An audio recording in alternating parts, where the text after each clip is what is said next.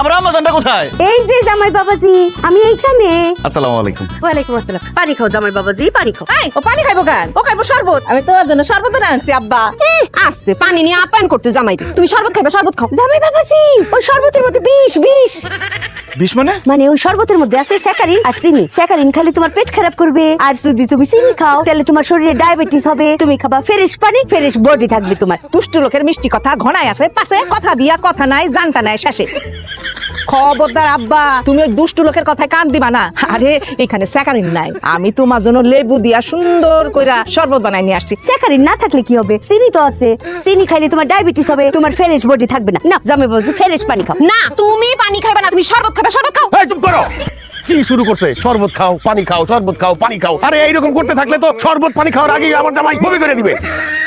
জামাই তুমি কও কি খাইবা? শরবত খাইবা না পানি খাইবা? আম্মাজানেরা আপনি একটু ঠান্ডা হন, আপনারা ঝগড়া করেন না। আমি পানি শরবত দুইটাই খাম। তুমি এখন ঘরে গিয়ে রেস্ট নাও, আমি বাজার থেকে আসতেছি। আচ্ছা আসো। এই কই যাইতেছ তুমি? আমার আম্মা মানে তোমার শাশুড়ি আমার পায়ে ধরে সালাম করো। আসো। আমি তোমার বড় শাশুড়ি, আগে এইখানে সালাম করো। আমি হইলাম গিয়া তোমার আপন শাশুড়ি, আর ও হইতেছে গিয়া তোমার সৎ শাশুড়ি। তুমি আগে আমার পায়ে সালাম করবা। জামাই বাবাজি শুনো, আমি সৎ শাশুড়ি হইলেও আমি তো এই বাড়ি বড় বউ, তোমার বড় শাশুড়ি। অবশ্যই তুমি আমাকে আগে সালাম করবা। সালাম করো। আমি এত বড় ছোট মানি না।